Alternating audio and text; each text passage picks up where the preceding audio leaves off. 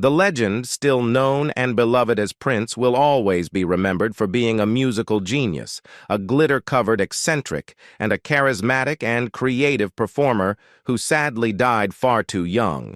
But as much as we want to honor Prince's musical legacy, his generosity, and the struggles that made up his tragic real-life story, let us not forget his purpleness was also known for being temperamental, petty, and the definition of a diva. From Madonna to Keith Richards, here are the celebrities Prince couldn't stand: Katy Perry and Ed Sheeran. Even in death, Prince continued to express his opinions on the state of the music industry, and his posthumous memoir, The Beautiful Ones, provided a unique insight into his perspective. Released in October 2019, 3 years after the iconic musician's passing, the memoir, co-authored by writer Dan Piepenbring, goes beyond the typical rock star narrative, showcasing Prince's cartoons, unseen photos, and handwritten notes, all interwoven with memories from his life, penned in his distinctive personal code. Amidst the artistic revelations, one message stood out prominently. Prince, ever the outspoken critic, didn't mince words when addressing the music executives in the industry. In the memoir, he made it clear that they persistently attempted to impose artists like Katy Perry and Ed Sheeran on the public, a sentiment he strongly opposed. Prince's posthumous critique, emphasizing their attempts to ram Katy Perry and Ed Sheeran down our throats, underscored his dissatisfaction with the musical landscape. This candid rebuke, even after his passing, might have been particularly poignant for Katy Perry. In 2009, at the early stages of her career, she acknowledged Prince as an inspiration in a tweet, specifically mentioning his iconic movie, Purple Rain. Fast forward to 2016, in the wake of Prince's demise, Perry expressed her sorrow on Twitter, stating, "And just like that, the world lost a lot of magic. Thanks for giving us so much, Justin Timberlake." The clash between Prince and Justin Timberlake over the location of Sexy created a memorable chapter in the world of music rivalries. Timberlake's bold declaration in July 2006 that he was bringing Sexy back resonated widely, earning him the top spot on the Billboard Hot 100 for 7 consecutive weeks and securing the Grammy for Best Dance Recording. However, not everyone was on board with Timberlake's claim, and that dissenting voice belonged to none other than Prince. During an Emmys after-party performance in August 2006, Prince seized the moment to counter Timberlake's assertion. With a touch of humor and a dose of defiance, Prince declared to the crowd, "Whoever is claiming that they are bringing Sexy back, Sexy never left." The exchange continued at the 2007 Golden Globes, where Timberlake, while accepting an award on Prince's behalf, took a playful jab at Prince's height. The musical sparring escalated in February 2007, when Timberlake directly called out Prince in his verse on Timbaland's track, "Give It to Me." In the lyrics, Timberlake questioned Prince's absence from the charts and challenged the notion that Sexy never left. Even in the aftermath of Prince's passing, Timberlake found himself under scrutiny from Prince's loyal fan base. In 2018, he faced criticism for organizing a listening party at Prince's estate, Paisley Park, complete with alcohol, a departure from Prince's well-known teetotal preferences. Despite the ongoing tension, Timberlake eventually acknowledged Prince's unparalleled musicianship and status as the pinnacle of musicianship during an appearance on The Tonight Show. Madonna. The clash between Madonna and Prince in the 80s went beyond the bold fashion choices and extravagant hairstyles that defined the era. Despite their brief 2-month romance in 1985, the aftermath witnessed a protracted exchange of verbal jabs, illustrating that even the extravagant 80s couldn't contain the larger-than-life personas of Madonna and Prince. Following their breakup, Madonna reportedly resorted to the classic celebrity line, "Don't you know who I am?" as a part of their verbal sparring.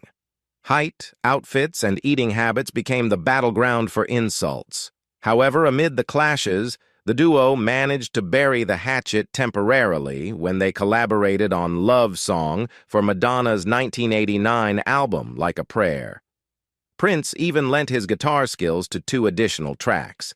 In a testament to Prince's competitive spirit, 1992 saw him outdoing Madonna's $60 million record deal with Warner Brothers by signing a contract estimated to be around $100 million. Despite this triumph, Prince's relationship with the label eventually soured in a dramatic manner. However, the feud gradually transitioned into a more amicable form of banter. Prince, in an attempt to involve Madonna in his 1990 movie Graffiti Bridge, faced challenges in dealing with her on a personal level. Prince's backup dancer, Kat Glover, shared insights into their dynamic in an interview with GQ. According to her, attempting to collaborate on the movie resulted in a meeting that devolved into the 2 icons playfully insulting each other's footwear. Glover humorously summarized the encounter, stating, "This is what happens when you get 2 big egos in one room. It was jokey and serious. They're the same way." Adam Levine, Prince's aversion to having his songs covered, famously considering imitation less flattery and more a form of artistic trespass, was evident in his disapproval of Maroon 5's rendition of Kiss. The disagreement came to light in a 2013 interview with Billboard, where Prince expressed his view that art should focus on building a new foundation, rather than merely layering something atop existing creations. Maroon 5, recognizing the significance of Prince's sentiments, promptly removed their cover of Kiss from platforms like iTunes and Spotify as a gesture of respect toward the musical icon. Surprisingly, Adam Levine, Maroon 5's frontman, didn't harbor any personal grudge. In 2017, during an interview with Howard Stern, Levine shared a backstory that shed light on his positive interactions with Prince. Recounting a casual party he hosted, Levine described how a mutual friend turned the gathering into an extraordinary jam session, eventually moving the festivities to Prince's residence. Reflecting on these experiences, Levine remarked, "My experiences with him were genuinely really beautiful and special." In a subsequent performance in 2014, Levine chose to play Purple Rain, another of Prince's iconic songs.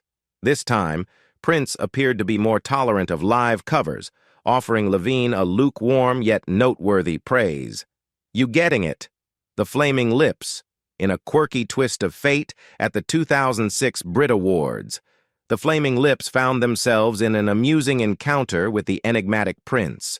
Scheduled to perform a set of 4 songs, Prince was reuniting with former The Revolution bandmates Wendy and Lisa, accompanied by Purple Rain singer and former fiancée Sheila E. Wayne Coyne. The frontman of The Flaming Lips, shared the humorous tale with City Pages, recounting that the band was casually hanging around when Prince, escorted by 2 security guards, entered his dressing room.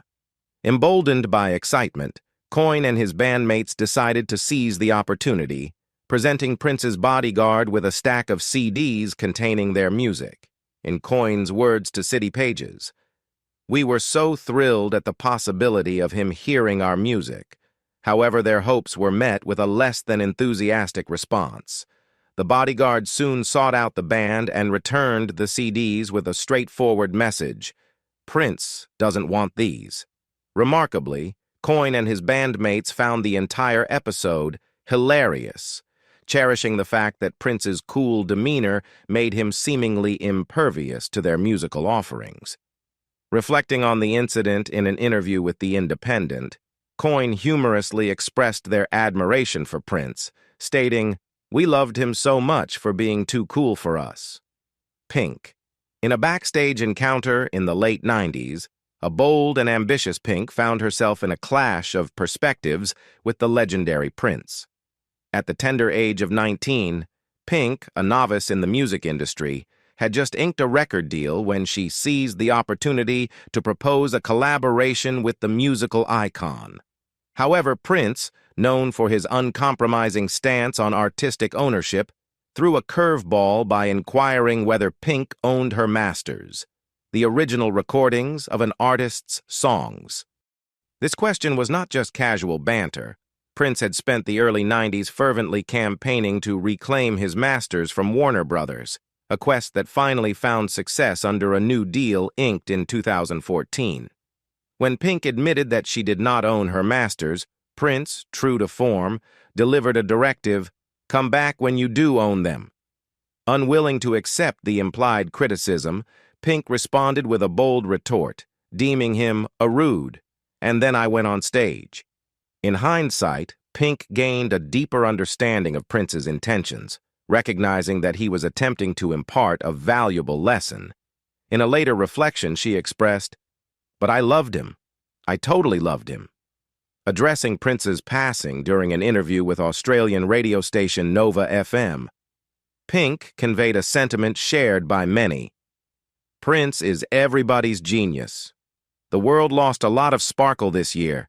Boy George." Prince's enigmatic aura extended beyond his musical prowess, encompassing moments of both admiration and, occasionally, a chilly reception. The dynamic with Boy George, a fervent admirer of Prince's artistry, unfolded with a mix of affection and an awkward encounter. Boy George openly professed his admiration for Prince's musical genius, expressing profound fandom for the artist's diverse contributions. In a candid interview with the Associated Press, Boy George reminisced about being a dedicated fan, lauding Prince for his multifaceted talents. The admiration even took a playful turn in 2015 when Boy George humorously claimed to have slept with Prince during a live recording of The Voice UK, adding a lighthearted touch to the appreciation. However, the reciprocity of affection wasn't always evident. Despite Prince's known inclination to cover Culture Club songs in impromptu jam sessions, the depth of connection seemed unbalanced. The one documented meeting between Boy George and Prince unfolded at a Versace party, marked by an initial invitation followed by a perplexing 10-minute period of Prince seemingly ignoring Boy George. Despite the awkwardness, Boy George maintained his admiration. A potentially supernatural encounter added another layer to their connection posthumously. During a Minneapolis gig by Culture Club after Prince's passing, tensions escalated over their rendition of Purple Rain, with Boy George speculating that Prince might have been playing a mischievous role in the unfolding drama. According to Boy George, the performance concluded with a dramatic twist as the entire sound system malfunctioned, prompting him to ponder whether Prince, in his mysterious way, was influencing the outcome. Keith Richards.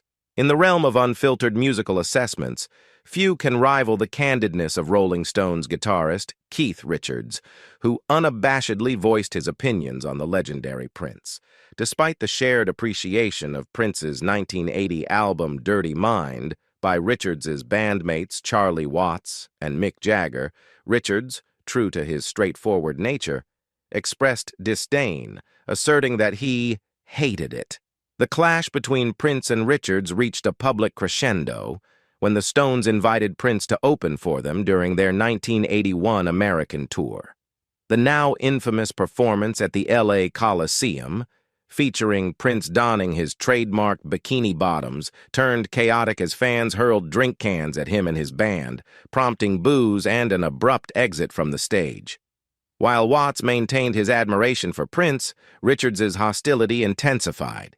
In a 1988 interview with the LA Times, Richards questioned Prince's substance, accusing him of being adept at manipulating the music and entertainment business. Richards, unrelenting in his critique, declared, "I don't see much substance in anything he does." Even in his 2010 autobiography, Richards persisted in his disparagement, deeming Prince overrated, mocking his height, and suggesting that he offended Stoney's fans with his presumptuousness. He quipped, "Prince has to find out what it means to be a prince. He's a prince who thinks he's a king." In a surprising turn, the narrative took a posthumous twist after Prince's death. Richards, seemingly mellowing with time, offered a more conciliatory tone, acknowledging Prince as a unique talent and a true original.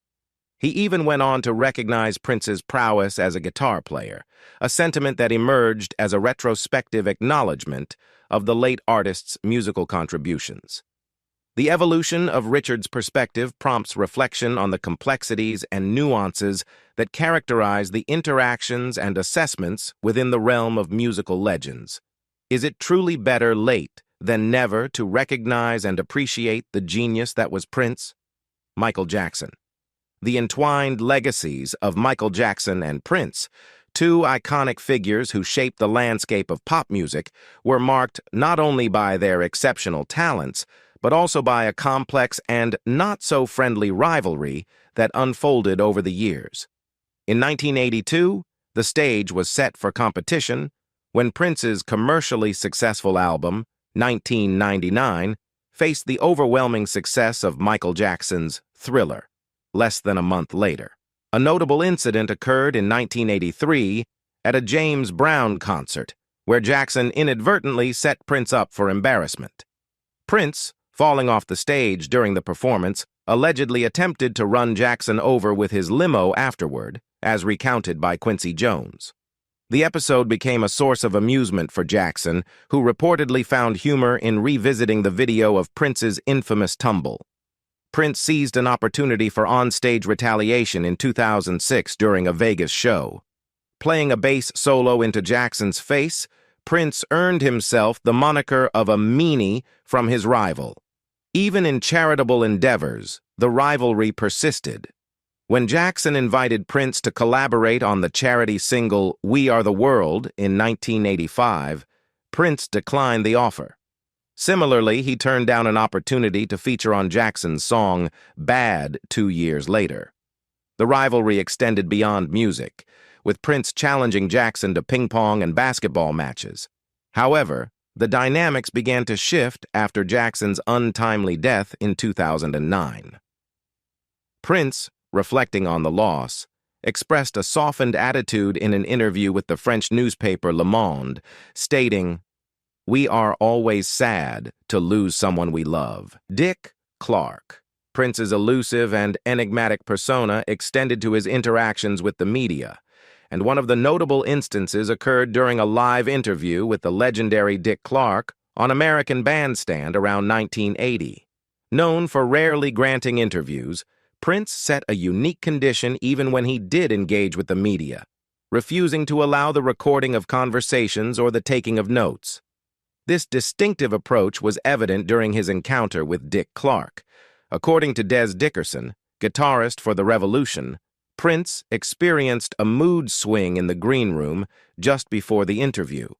In a calculated move, he instructed the band members not to respond to any of Clark's questions, creating an excruciatingly uncomfortable atmosphere. The motivation behind Prince's actions became clearer in a 1980 interview with the Star Tribune, where he expressed feeling insulted by Clark's remarks about his hometown of Minneapolis.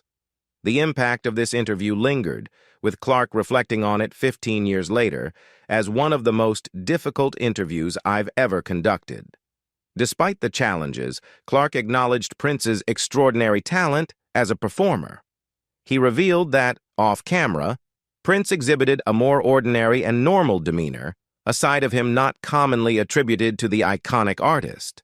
Rick James. The tumultuous relationship between Prince and Rick James can be traced back to the late 1970s, marking the beginning of a rivalry that unfolded in the realm of funk music. While both artists released their debut albums in 1978, the true clash ignited 2 years later when James extended an invitation to Prince to open for him on his Fire It Up tour, setting the stage for what would be dubbed the Battle of Funk. According to James's saxophonist, Daniel Lamel, the tension escalated as the two musicians observed each other's performances from the wings of the stage.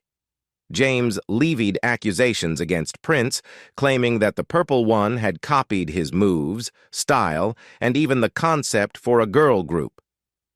James went further, asserting that Prince's band members were snobbish, and he allegedly went so far as to force cognac down Prince's throat, resulting in tears from the iconic artist. In his autobiography, James revealed a retaliatory motive in his career choices, stating that he began working for Eddie Murphy to produce a hit song and stick it in Prince's ear. The feud reached a physical confrontation in 1982 when, angered by Prince's refusal to sign an autograph for James's mother, the funk legend assaulted Prince. Despite the intense rivalry, Prince emerged as the definitive victor in the Battle of Funk, not only in his musical career but also in his personal life. On the night of the altercation, Prince encountered Denise Matthews, James's ex-girlfriend, who subsequently became Prince's girlfriend and protégé under the stage name Vanity, Sinead O'Connor. The iconic song "Nothing Compares to You," made famous by Sinead O'Connor in 1990, holds a legacy that transcends its origins, written by Prince in 1984. However, Prince's aversion to other artists covering his songs, particularly when they achieved greater success, created a tense dynamic between him and O'Connor, leading to a dramatic encounter. In accounts shared with interviewers since 2014, O'Connor revealed the unsettling aftermath of her cover's success. Prince, known for his enigmatic and sometimes volatile nature, invited O'Connor to his Malibu residence. The meeting took a violent turn when O'Connor resisted Prince's attempts to mold her into one of his protégés. She accused him of attempting to physically harm her, recounting a harrowing experience of escaping from him at 5 a.m., seeking refuge by knocking on the door of a nearby house. The intensity of this encounter took a peculiar turn in an interview with the Carver County Sheriff's Office following Prince's death. O'Connor went further, alleging that Prince not only targeted her but also physically assaulted the Revolution guitarist Wendy Melvoin. In a bizarre twist, she claimed that Prince, under the influence of hard drugs, engaged in worshiping the devil. It's worth noting that O'Connor's accusations weren't the first time Prince faced allegations of assault against women. In 2003, his ex-girlfriend Charlene Friend filed a countersuit during a property dispute, accusing Prince of physical and mental abuse. Prince's spokesperson denied these claims, and the lawsuit did not progress, becoming one of the many contentious aspects of Prince's personal life that remained shrouded in secrecy. Jean-Paul Gaultier. The potential collaboration between Prince and Jean-Paul Gaultier for The Fifth Element, where Prince was offered the role of flamboyant talk show host Ruby Rhode, could have been a match made in futuristic fashion heaven. The character's bold confidence and avant-garde style seemed tailor-made for Prince, known for his daring fashion choices that often pushed boundaries even in the realm of the future. However, this tantalizing possibility never materialized due to a misunderstanding that unfolded during a meeting between Prince and the renowned French fashion designer Jean-Paul Gaultier. The encounter took place in Paris, where Gautier, speaking in what he humorously referred to as his broken English, attempted to explain the envisioned costumes for the film. In an enthusiastic effort to bring his creative vision to life, Gautier led Prince through the costume sketches. However, the encounter took an unexpected turn when Gautier reached the part about a faux cul, French for a fake butt. Prince, reportedly shocked, abruptly left the meeting without uttering a word, leaving Gautier bewildered by the sudden exit.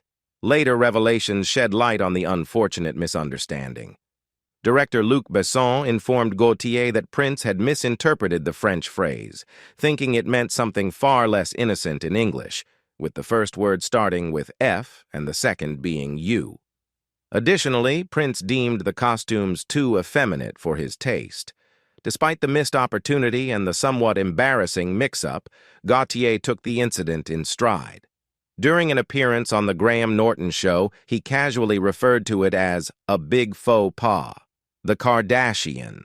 In 2011, Prince not only crafted mesmerizing melodies, but also made a bold statement by officially declaring his anti-Kardashian stance. The episode unfolded during his Welcome To tour, when he extended an unexpected invitation to Kim Kardashian to join him on stage. However, what seemed like a potentially harmonious collaboration quickly turned sour when Prince promptly ousted Kim from the stage after she refused to dance. Years later, the enigmatic musician reiterated his disdain for the Kardashian clan when he seized creative control over an episode of the popular TV series, New Girl. The episode, which aired in 2014, showcased Prince's unique blend of musical prowess and comedic flair. As a self-proclaimed fan of the show, he contributed to the storyline, featuring a Prince-themed party where the characters sought advice, enjoyed pancakes, and underwent makeovers courtesy of the legendary artist. However, when it came to incorporating the Kardashian family into the episode, Prince demonstrated his disapproval. New Girl star Zooey Deschanel, recounting the behind-the-scenes dynamics on Conan O'Brien's show, revealed that Prince, upon learning about the Kardashians' planned cameos, took decisive action. He ordered the burning of all scripts and call sheets related to their involvement, making it abundantly clear that the famous family was unwelcome at his creative soiree. While Deschanel's co-star Lamorne Morris refrained from explicitly naming the Kardashians, he confirmed in a separate interview that Prince's sentiments were explicitly expressed.